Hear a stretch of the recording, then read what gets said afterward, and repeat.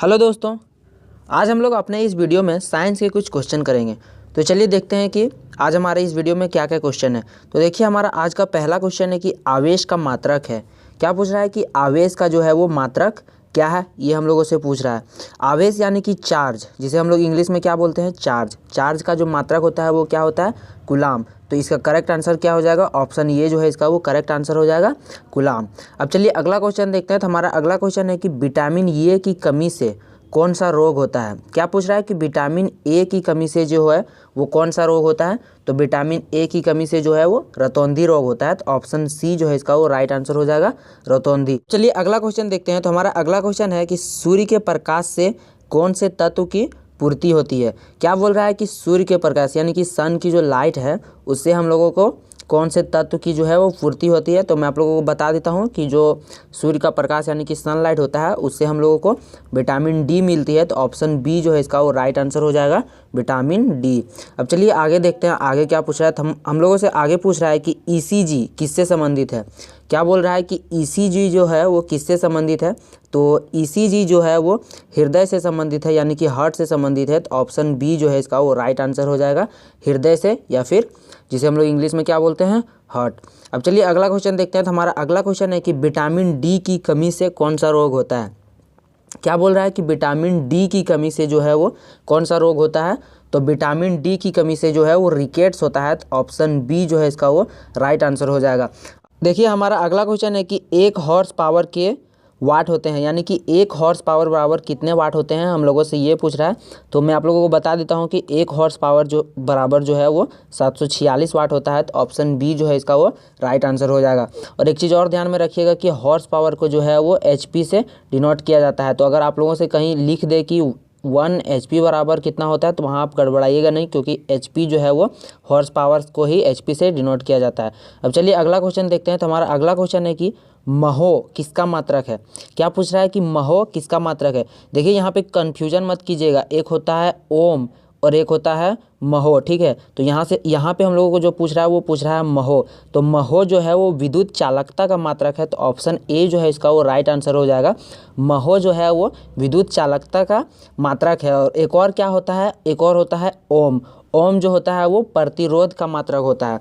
तो ये दोनों में आप कन्फ्यूजन मत कीजिएगा, क्योंकि महो और ओम लगभग मतलब देखने में सेम लगता है, इसीलिए आप कन्फ्यूजन में मत फंसिएगा कभी, और क्वेश्चन पढ़िएगा तो अच्छे से पढ़िएगा।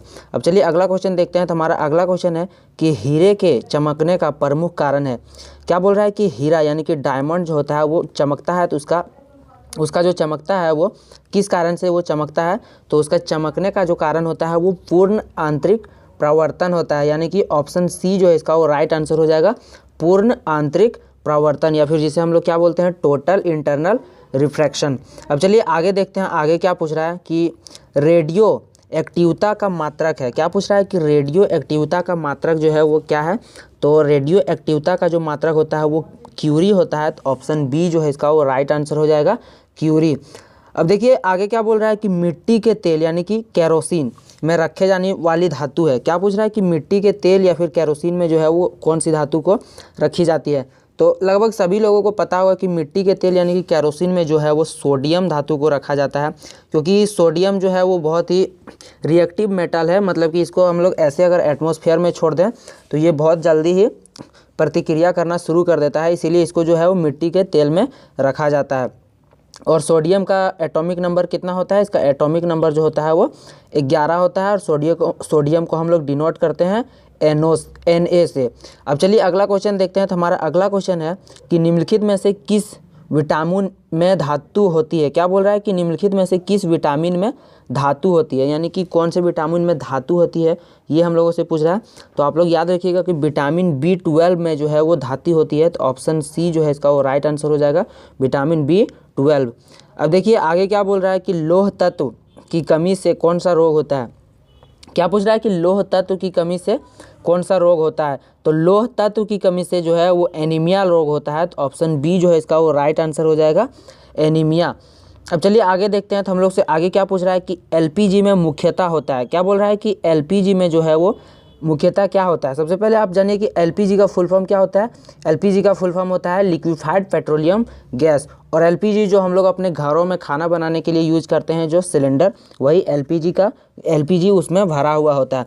तो इसमें जो मुख्यतः होता है वो प्रोपेन और ब्यूटेन होता है। तो ऑप्शन बी जो है इसका वो राइट आंसर हो जाएगा, प्रोपेन और ब्यूटेन। अब देखिए आगे क्या बोल रहा है कि बेकिंग सोडा का रासायनिक नाम है। क्या पूछ रहा है कि बेकिंग सोडा का रासायनिक नाम जो है वो क्या है। तो देखिए बेकिंग सोडा का फार्मूला क्या होता है, NaHCO3। ये जो है वो बेकिंग सोडा का फार्मूला होता है। और इसका जो रासायनिक नाम, मतलब इसको जो हम लोग पढ़ते हैं वो पढ़ते हैं सोडियम बाइकार्बोनेट। तो ऑप्शन ए जो है इसका वो राइट आंसर हो जाएगा, सोडियम बाइकार्बोनेट। और आप लोग कन्फ्यूजन मत कीजिएगा, अगर आप लोगों को ये भी दे दे, NaHCO3 भी दे दे, तो वहाँ पे आपका ये आंसर हो जाएगा। अगर नहीं देखिए यहाँ पे लिख दिया है कि क्या नाम है, तो यहाँ पे जो आपका आंसर होगा वो सोडियम बाइकार्बोनेट होगा। अब देखिए आगे क्या बोल रहा है कि पीलिया किस अंग को प्रभावित करता है। क्या बोल रहा है कि पीलिया जो है वो किस अंग को प्रभावित करता है। तो पीलिया जो है वो यकृत को प्रभावित करता है। तो ऑप्शन डी जो है इसका वो राइट आंसर हो जाएगा, यकृत। अब देखिए आगे क्या बोल रहा है कि प्रोटॉन की खोज किसने की। क्या पूछ रहा है कि प्रोटॉन की खोज जो है वो किसने की है। बहुत ही सिंपल क्वेश्चन है, प्रोटॉन की खोज किसने की है। तो प्रोटॉन की खोज किसने की है, प्रोटॉन की खोज जो है वो रदरफोर्ड ने की है 1920 में। तो इसका राइट आंसर जो हो जाएगा वो हो जाएगा रदरफोर्ड। यहाँ पे ऑप्शन में थोड़ा गलती हो गया है, ऑप्शन में रदरफोर्ड नहीं दिया हुआ है, इसलिए मैं आप लोगों को बता देता हूँ कि प्रोटॉन की खोज जो है वो रदरफोर्ड ने की है 1920 ईस्वी में। तो आप लोगों को जहाँ पे रदरफोर्ड ऑप्शन में दिखेगा वो आंसर आप लोग सही टिक कीजिएगा। अब चलिए अगला क्वेश्चन देखते हैं। तो हमारा अगला क्वेश्चन है कि शुष्क बर्फ है। क्या बोल रहा है कि शुष्क बर्फ है, यानी कि शुष्क बर्फ जो है वो किसे बोला जाता है। तो ठोस कार्बन डाइऑक्साइड जो होता है, यानी कि सॉलिड कार्बन डाइऑक्साइड, उसको जो है वो शुष्क बर्फ बोला जाता है। तो इसका राइट आंसर जो हो जाएगा वो ऑप्शन ये हो जाएगा। अब देखिए आगे क्या बोल रहा है कि एक बार की धड़कन में हृदय रक्त धकेलता है, यानी कि एक बार जो हमारा हार्ट है वो एक बार जब धड़कता है तो वो कितना ब्लड को जो है वो धकेलता है। तो वो जो है वो 70 मिलीलीटर ब्लड को जो है एक बार धड़कने से धकेलता है। तो ऑप्शन ये जो है इसका वो राइट आंसर हो जाएगा, 70 मिलीलीटर। अब देखिए आगे क्या बोल रहा है कि प्राकृतिक गैस का मुख्य अवयव है। क्या बोल रहा है कि प्राकृतिक गैस का मुख्य अवयव क्या है, ये हम लोगों से पूछ रहा है। तो प्राकृतिक गैस का जो मुख्य अवयव है वो मीथेन है। तो ऑप्शन बी जो है इसका वो राइट आंसर हो जाएगा, मीथेन। अब देखिए आगे क्या बोल रहा है कि दीर्घ दृष्टि दोष के निवारण हेतु लेते हैं। क्या पूछ रहा है कि दीर्घ दृष्टि दोष के निवारण हेतु लेते हैं, यानी कि देखिए ऑप्शन में क्या उत्तल लेंस, अवतल लेंस, बेलनाकार लेंस, साधारण लेंस। यानी कि दीर्घ दृष्टि दोष के निवारण हेतु हम लोग जो है वो कौन सा लेंस का उपयोग करते हैं। तो देखिए दीर्घ दृष्टि दोष यानी कि हम लोग जिसको क्या बोलते हैं, हाइपरमेट्रोपिया भी बोलते हैं। इसमें क्या होता है ना कि हम लोगों को सामने का जो वस्तु होता है वो हम लोगों को धुंधला धुंधला दिखता है, लेकिन दूर का जो वस्तु है वो हम लोगों को साफ दिखाई देता है। तो अगर हम लोग जब किसी को दीर्घ दृष्टि दोष हो जाता है तो जब वो डॉक्टर को दिखाता है तो डॉक्टर उसे जो है वो उत्तल लेंस देते हैं। तो इसका राइट आंसर हो जाएगा ऑप्शन ये, उत्तल लेंस, यानी कि कन्वेक्स लेंस। उत्तल लेंस को ही हम लोग क्या बोलते हैं इंग्लिश में, कन्वेक्स लेंस। तो इसका राइट आंसर हो जाएगा ऑप्शन ये, उत्तल लेंस। अब देखिए आगे क्या बोल रहा है कि प्रोटीन में अधिकतर कौन सा तत्व पाया जाता है। क्या पूछ रहा है कि प्रोटीन में अधिकतर जो है वो कौन सा तत्व पाया जाता है। तो प्रोटीन में अधिकतर जो है वो नाइट्रोजन पाया जाता है। तो ऑप्शन ए जो है इसका वो राइट आंसर हो जाएगा, नाइट्रोजन। अब देखिए आगे क्या बोल रहा है कि हृदय के भाग होते हैं, यानी कि हमारा हार्ट जो है वो उसका कितना भाग होता है। तो हमारा हार्ट जो है वो 4 भाग में बांटा होता है, यानी कि हमारा हार्ट जो होता है उसको 4 चैम्बर में बांटा हुआ है। तो ऑप्शन सी जो है वो राइट आंसर हो जाएगा, 4। अब देखिए आगे पूछ रहा है कि प्रोड्यूसर गैस का मिश्रण है। क्या बोल रहा है कि प्रोड्यूसर गैस का मिश्रण है। तो प्रोड्यूसर गैस जो होता है उसमें कार्बन मोनोऑक्साइड और नाइट्रोजन का जो मिश्रण होता है उसे हम लोग प्रोड्यूसर गैस कहते हैं। तो ऑप्शन ए जो है इसका वो राइट आंसर हो जाएगा, कार्बन मोनोऑक्साइड और नाइट्रोजन। अब देखिए आगे क्या बोल रहा है कि साधारण नमक का रासायनिक नाम है। क्या बोल रहा है कि साधारण नमक यानी कि हम लोग जो अपने घरों में खाने के लिए यूज़ करते हैं वही होता है साधारण नमक। तो उसका रासायनिक नाम पूछ रहा है। तो देखिए साधारण नमक का फार्मूला क्या होता है, NaCl, यानी कि सोडियम और क्लोरीन। तो इसका जो रासायनिक नाम होता है वो सोडियम क्लोराइड होता है। तो ऑप्शन डी जो है इसका वो राइट आंसर हो जाए।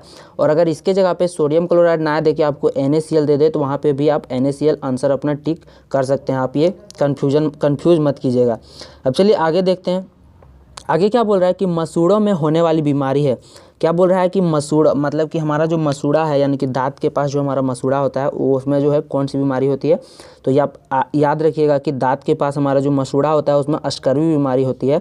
तो ऑप्शन ए जो है इसका वो राइट आंसर हो जाएगा, स्कर्वी। अब देखिए आगे क्या बोल रहा है कि डायलिसिस किससे प्रभावित करता है। क्या बोल रहा है कि डायलिसिस जो है वो किससे प्रभावित करता है। तो डायलिसिस जो है वो हमारा किडनी को प्रभावित करता है। तो ऑप्शन बी जो है इसका वो राइट आंसर हो जाएगा, किडनी। अब देखिए आगे क्या बोल रहा है कि लेंस की क्षमता का मात्रक है। क्या बोल रहा है कि लेंस की क्षमता, यानी कि अभी देखिए पहले बताया था ना उत्तल लेंस, हम लोग जब किसी को दीर्घ दृष्टि दोष हो जाता है तो वहाँ पे हम लोग उत्तल लेंस का उपयोग करते हैं। तो देखिए वो जो लेंस हम लोग उपयोग करते हैं उसका मतलब कि उसको नापते कैसे हैं, उसका क्षमता को, उसका पावर को जो है हम लोग वो कैसे नापते हैं, ये हम लोगों से पूछ रहा है। तो उसका पावर जो है वो डायप्टर में नापा जाता है। तो ऑप्शन ए जो है वो राइट आंसर हो जाएगा, डायप्टर। अब देखिए आगे क्या बोल रहा है कि आग बुझाने में प्रयुक्त गैस है, यानी कि जब कहीं पे आग लग जाता है तो हम लोग उसको आग को बुझाने के लिए कौन सा गैस का जो उपयोग करते हैं ये पूछ रहा है। तो वहाँ पे हम लोग जो है वो कार्बन डाइऑक्साइड का उपयोग करते हैं। तो ऑप्शन सी जो है वो राइट आंसर हो जाएगा, कार्बन डाइऑक्साइड। अब देखिए आगे बोल रहा है कि गुलाब को हरे प्रकाश में रखने पर कैसा नज़र आएगा। क्या बोल रहा है कि गुलाब को, यानी कि गुलाब का जो फूल होता है उसको हम लोग अगर ग्रीन लाइट में रखते हैं तो वो जो है वो किस कलर का नज़र आएगा। तो वो जो है वो हम लोगों को काला कलर का नज़र आएगा। तो ऑप्शन सी जो है उसका वो राइट आंसर हो जाएगा, काला। अब देखिए आगे बोल रहा है कि कौन सा अंग रक्त से यूरिया को पृथक करता है। क्या बोल रहा है कि कौन सा पार्ट जो हमारा मतलब बॉडी का है वो हमारा ब्लड से जो है वो यूरिया को जो है वो अलग करता है। तो ये जो अलग करने का काम है वो गुर्दा करता है। तो ऑप्शन दो जो है इसका वो राइट आंसर हो जाएगा, गुर्दा। तो हमारा ये आज का साइंस का इतना ही क्वेश्चंस था। अगर आपको वीडियो अच्छी लगी तो लाइक कीजिए, अपने दोस्तों के साथ शेयर कीजिए, और अगर चैनल पर नए हैं तो चैनल को सब्सक्राइब कर लीजिए और साथ में बेल आइकन को ज़रूर दबा लीजिए ताकि आपको आने वाली इसी तरह की और भी वीडियो की अपडेट्स हमेशा मिलती रहे। तो चलिए मिलते हैं अपने अगले वीडियो में, तब तक के लिए जय हिंद, वंदे मातरम।